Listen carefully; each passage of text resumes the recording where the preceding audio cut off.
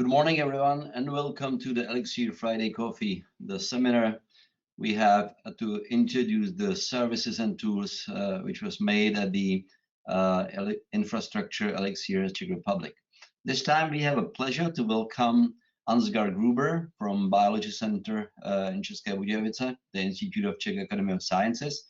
And Ansgar will tell us something about the prediction of intracellular location of proteins and organisms. So Ansgar, the floor is yours and you can start. Okay, thank you very much. Thank you for the invitation. I'm very happy to present here. And I will start with a couple of acknowledgments. So I'm here at the Institute of Parasitology, and I did this with Miroslav Obornik, and we were collaborating for many years, even before I came here. And lots of what I'm going to tell you, I also did in my previous lab I was working with Peter Kroth at the University of Constance in Germany. And this whole project is a collaboration with Thomas Mock at the University of East Anglia now, but it started when he was at the University of Washington in the lab of Ginger Armbrust. And I'm collaborating with Gabriel Rocap, also from the University of Washington in Seattle, for the first version of this protein prediction software that I'm going to present you. And recently, Zoltán Füsi, who was previously in Miroslav Obornik's lab and now at Charles University in Prague, I also collaborated with him, and he also contributed to the development of this software. So why is it important to know where within a cell a protein is located?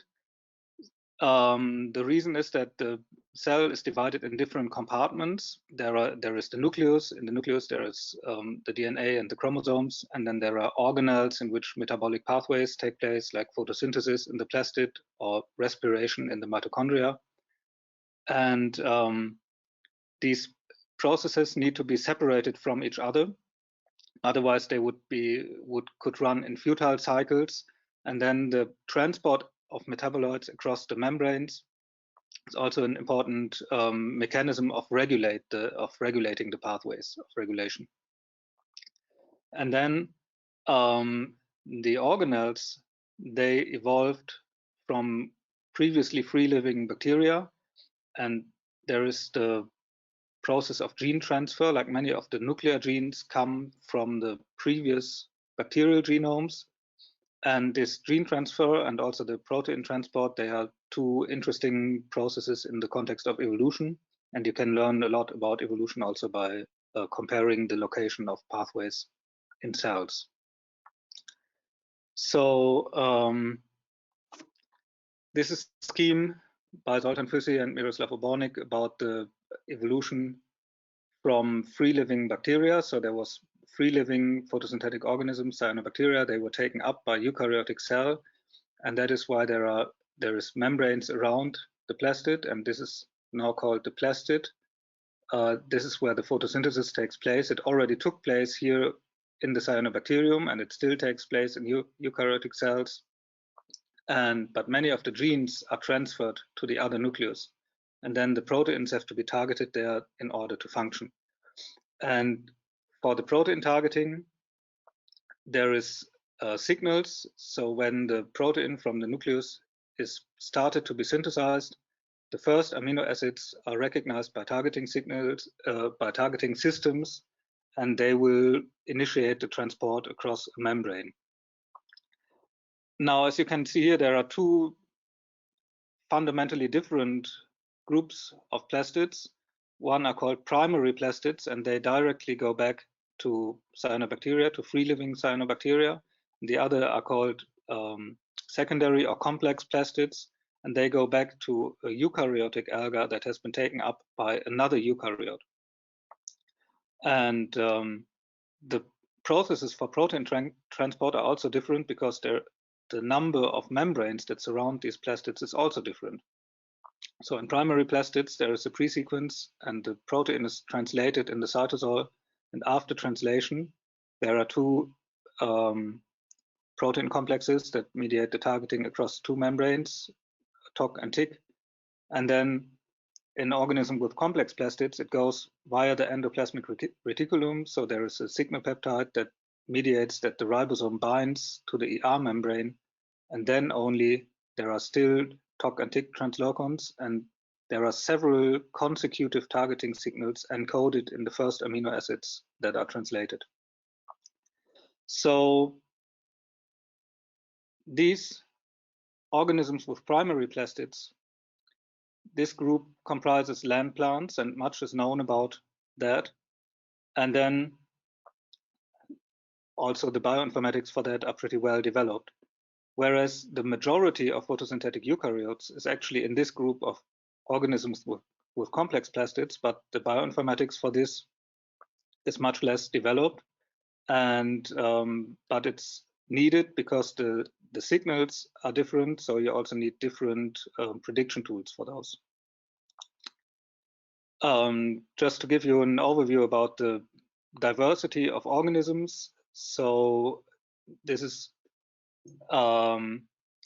when from a hypothetic first photosynthetic eukaryote, they evolved into 3 groups, and these are the 3 groups of algae, green algae, red algae, and glaucophytes that have the primary plastids.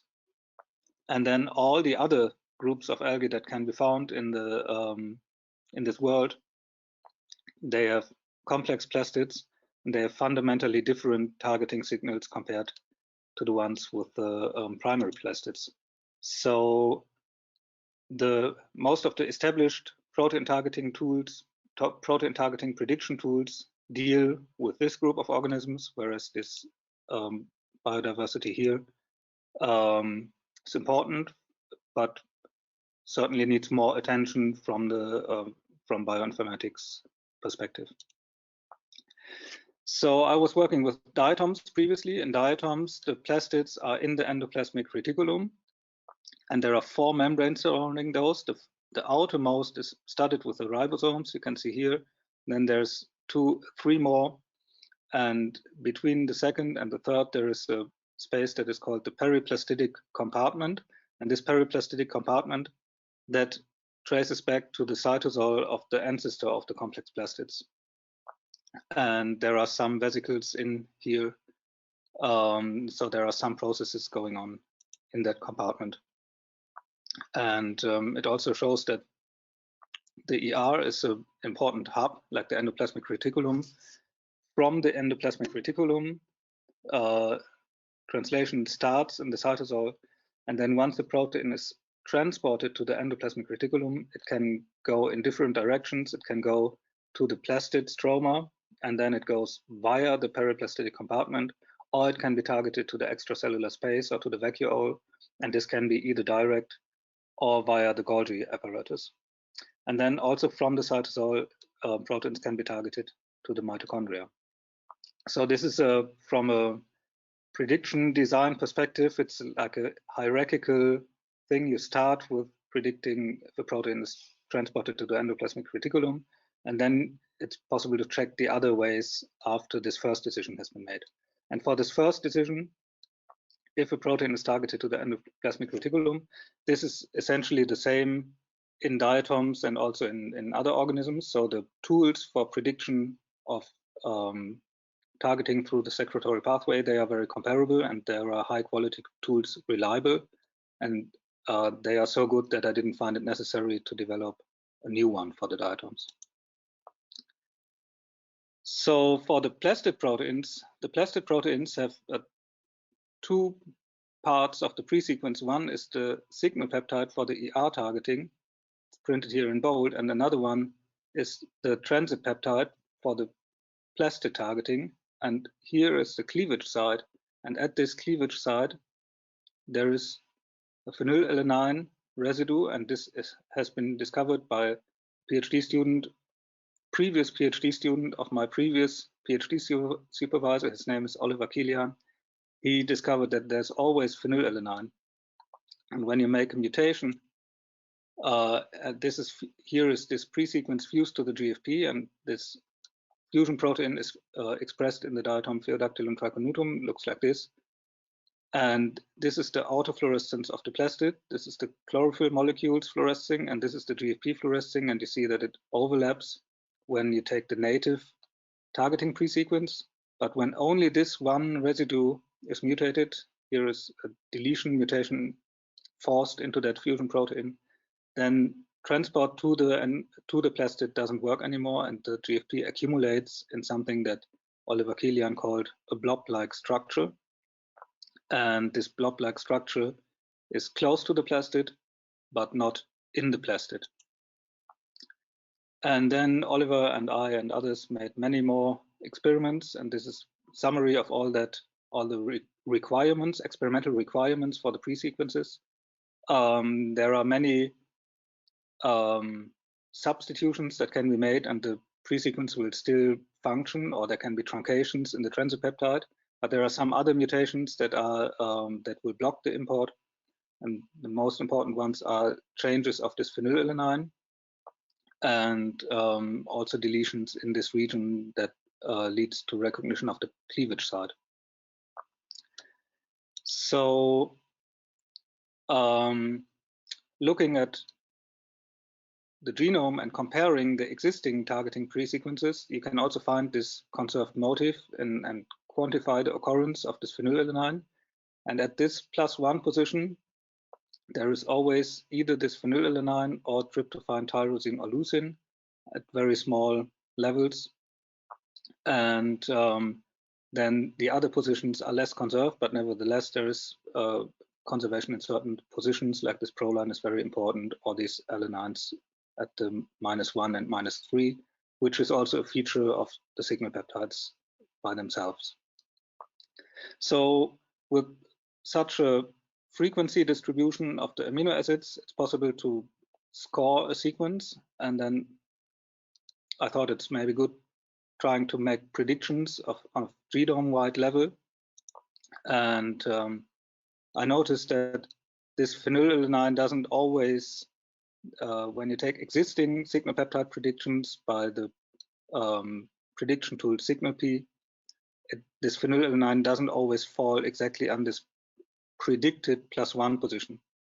So we decided to score like a sliding window, slide along the sequence and score all the positions, and then take the highest scoring position that has the highest score in resemblance to this motif from the diatoms.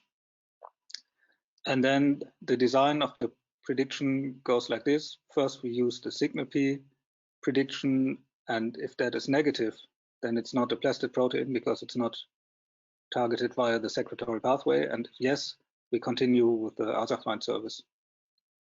And if the +1 position is either phenylalanine, tryptophan, tyrosine, or leucine, then it could be a plastid protein. And if not, then we say it's not a plastid protein. And then we, based on the score, we distinguish plastid predictions with high confidence and low confidence, and this has consequences for the statistical interpretation of the results. So this was plastid protein prediction, and then in many algae there is this periplastidic compartment, like the former cytosol of the endosymbiont. And now I'm jumping to a different group of algae, the cryptophytes. And these cryptophytes are interesting because in this periplastidic compartment, they have an organelle that is called the nucleomorph, and this goes back to the nucleus of the endosymbiont from the secondary endosymbiosis. So that means, because it has coding genes, there is a lot of processes and proteins known that are located in this compartment. And there is another hint that can be taken from the cryptophytes, and that is that they store the starch inside this compartment. And of course, there is a metabolism associated with that can be reasonably expected to be in this compartment. So there was an experiment by Sven Gold from Marburg at that time, and he took a Giardia theta protein, and it was the UGG transferase that is important in the starch biosynthesis. And when he fused the existing pre-sequence to the GFP, it gave exactly the same blob-like structure as in the mutated plastid targeting pre-sequences. And when he exchanged this and made the first position into a phenylalanine, then it was targeted to the plastid. So there's a high similarity between the pre-sequences, and probably this difference has biological background, like there's targeting to either PPC or plastid based on the presence of this phenylalanine. And then I was searching the whole genome and found some other metabolic enzymes and other processes that also are native Phaeodactylum tricornutum sequences, native sequences from the diatom, and they also lead to this blob-like structure phenotype. So it's reasonable to conclude that this blob-like structure corresponds to the periplastidic space. And in the meantime, there were some other papers published in which also by comparing homologs and by making reasonable assumptions, the proteome of the periplastidic space for Phaeodactylum tricornutum has been suggested by Daniel Moog, also from Marburg. And then carbonic anhydrases have been discovered that are expected to be located in this periplastidic compartment, and there were also GFP fusion experiments. This was done in the lab of Yusuke Matsuda in Japan. And then there was a very nice publication of a 3D structure of a diatom cell, and it showed that there is a vesicular network, like also on the first picture that I showed you. That was just a normal electron microscopy, but in the 3D reconstruction it also shows up.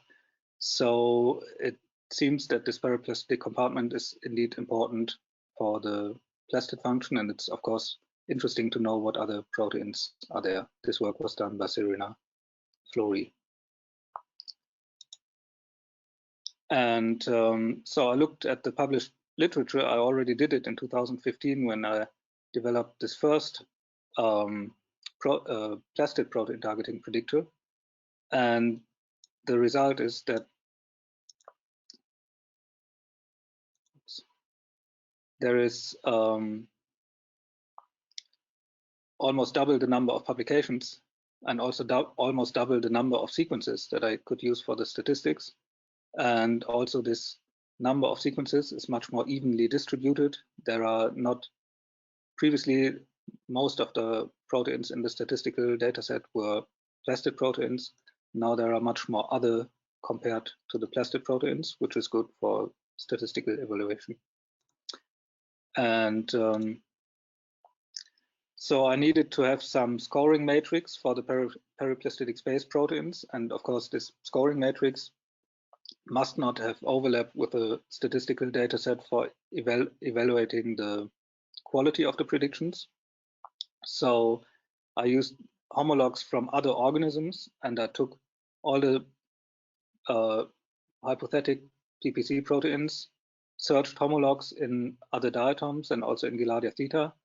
And these 3 organisms are all the organisms for which there is experimental evidence available. And I cross-searched the homologs in each other, and then I compiled a set of 31 proteins that I think are PPC targeted, but that are not in the dataset of experimentally verified locations that I want to use for the statistic evaluation.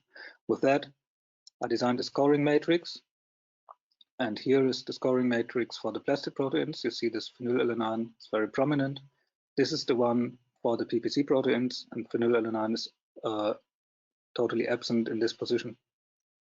And there are other more subtle differences. For example, the presence of negatively charged residues. Negatively charged residues are almost absent from the plastid protein pre-sequences in this region, whereas on the PPC pre-sequences, they can occur. And then again, with this sequence logo, we can score the sequence, collect the scores from each position, take the highest scoring one, and then came up with a slightly modified version in which also PPC proteins are predicted. And in the meantime, TargetP came to a new version, and I tested the performance of this with the dataset. It has very high performance, and we take the decisions of TargetP, accept them, and then process the ones that have a signal peptide by ASAFind. And then the original ASAFind will find the plastid proteins at 2 confidence levels and say that it's, or it says signal peptide not plastid. And these ones we further test with the PPC scoring matrix, and then we decide if it goes to PPC or to other. So there are 5 compartments in total that can be distinguished by this combination of methods. And for the statistical results, the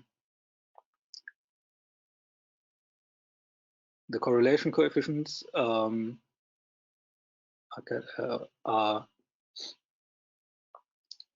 depending, of course, on the number of categories. And when I include the PPC proteins, there is a slight drop in the correlation coefficient, and that is because this method of determining PPC proteins is a little bit less sensitive than the other methods. But by the design here, this including the PPC prediction does not modify the prediction of the plastid proteins. So that means that the plastid proteins are predicted in the same reliable way, also if I include PPC protein prediction. This is the reference for the new TargetP. TargetP itself has 3 categories. It's pretty good prediction results. And this is a competitor method that also predicts plastid proteins of diatoms and also of other straminopiles. And it also has reasonably good results, even though ASAFind is slightly better. This is per category results.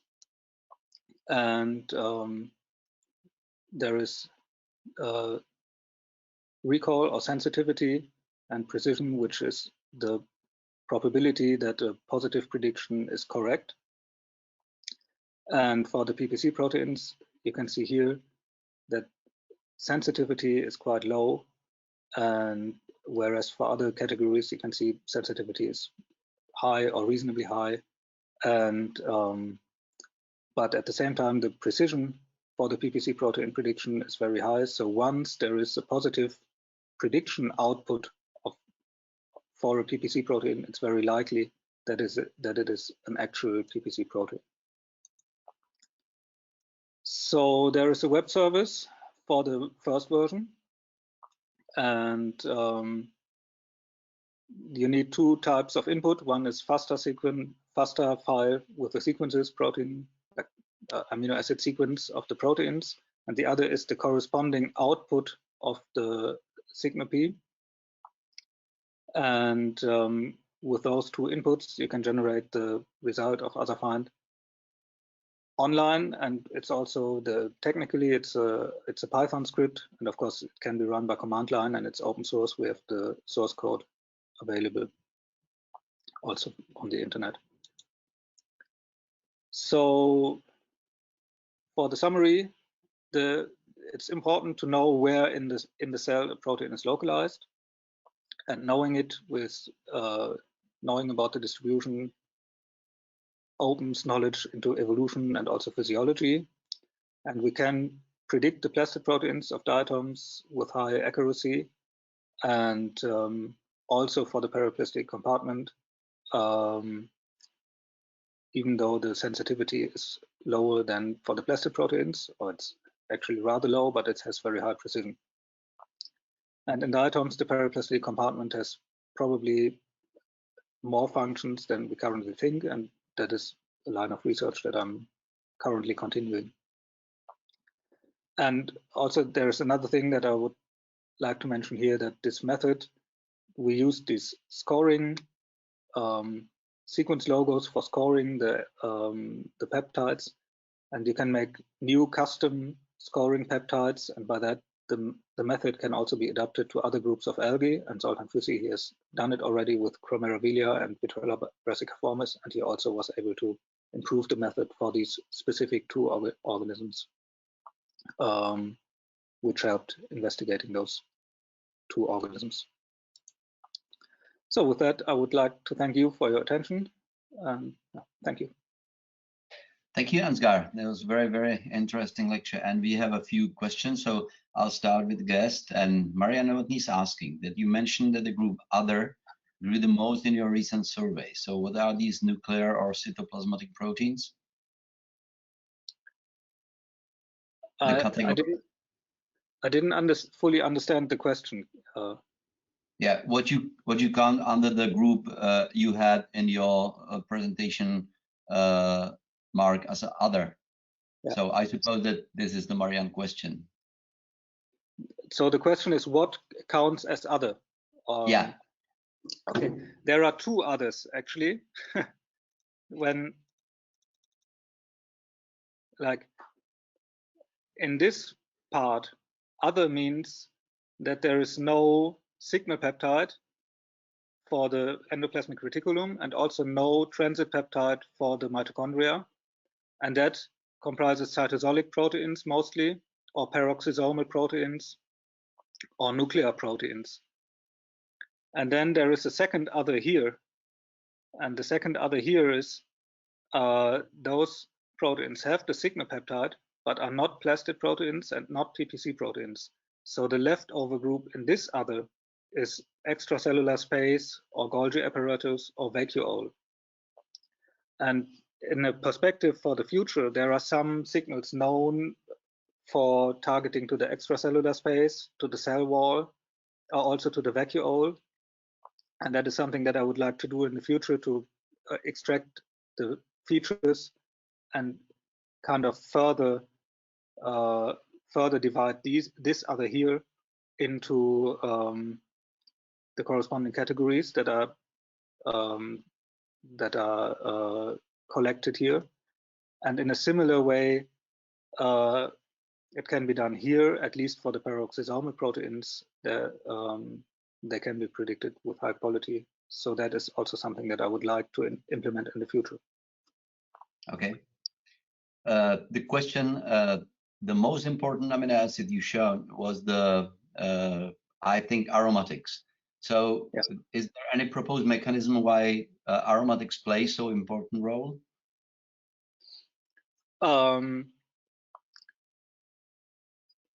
First of all, not all of them are aromatic. There is also leucine, and I think the real common feature that these amino acids have is that they are bulky and hydrophobic and uncharged. It's that combination. But the proposed evolutionary history of this phenylalanine residue, that is very interesting, but I need a scheme to explain it. So when the bacteria have a system of transporting proteins to the extracellular part, and there is a bacterial protein that is called OMP85, and this bacterial protein, bacteria have the two membranes, and in the outer membrane of the bacteria, in this scheme you would find it here, there is a system of a protein targeting system that targets proteins to the outer space of the bacteria. And this system already recognizes the cargo proteins by phenylalanine residue. And in that case, it's quite clear that it is related to the aromatic feature. And this phenylalanine in that case has to be at the C-terminus of the protein, and the transport direction is from the inside to the outside. Mm-hmm. So the hypothesis is that once the bacteria were in the cell, from this system, there is some homology between this OMP85 and the translocator of the outer chloroplast membrane, that this TOC system evolved from this OMP85 system, and in that process, the transport direction flipped, and also the signal flipped, because now there is transport from the outside to the inside, and it's also from N terminus to C terminus. So this phenylalanine line has to be found at the N terminus. And when you look at this diversity here, this phenylalanine at the very N terminus of the transit peptide, this is something that is conserved in the red algae, and also in these glaucophytes. Actually, this hypothesis that I suggested to you was proposed by Jürgen Steiner and Wolfgang Löffelhardt, and they were investigating these glaucocystophytes when they proposed this hypothesis. And you could find this phenylalanine motif in this group and in this group, but somehow it was lost in that group, in the green algae. And then via secondary endosymbiosis, this phenylalanine made its way into all the groups of algae that have the secondary plastids or complex plastids of red algal origin. Okay. Marianne is asking, could the lower sensitivity mean that there is yet another motif that would target periplastid proteins? Yeah. My hypothesis for explaining this low sensitivity is that there's probably a different, separate pathway, and that, or maybe not a pathway, but at least a signal that is not collected by the method that I applied. I think that this high specificity means that the predictions that I'm making are real, but at the same time, I think they are not complete. They are real, but not complete. Okay. I think a general question, in principle, can you fuse the signal with any cargo you want to deliver to an organelle? Yes and no. Like you can fuse it with GFP, and it works with GFP, and it works with many other proteins that have been tested. But I think there are some proteins that cannot be targeted. For instance, when it's a membrane protein and it would insert into a membrane or something, then it doesn't work. So the signals on the membrane proteins are sometimes slightly different. Luckily, from the bioinformatics and prediction perspective, for the stromal membrane proteins, they would have the same signals as the stromal soluble proteins, but generally for membrane proteins there are some exceptions. Yeah. Okay. I think the last question just crossed my mind. What is going to happen with that signal peptides after delivery to the organelle? They are cleaved out? Yeah, there is a signal peptidase, and it's a two-step process. Like, there we go. It's a two-step process. So there is a signal peptide for the ER, and that leads to binding of the ribosome to this ER membrane. And after the protein is translated, then it's in the ER, and then the signal peptidase will cleave the signal peptide, and it's somehow degraded. And then there is a separate process in which the transit peptide is also cleaved, and this happens in the stroma. And there is a nice proteomics investigations in which N-termini of the native proteins have been compared. That has been done by Peter Huskin and Beverly Green, and they had very nice proteome data comparing the actual N-termini in the plastids. And it seems like there is a cleavage motif here as well. So this cleavage motif now, in all my predictions, in all my work, I didn't use it as a feature. But that is also something that in the future I will try to include and see if it can improve the predictions. Okay. So there's certainly something to continue on that. side. Okay, so I don't see any other question. Ansgar, thank you very much. Very interesting lecture, and see you all the next Friday. Thank you and have a good day. Bye-bye. Thank you. Thank you.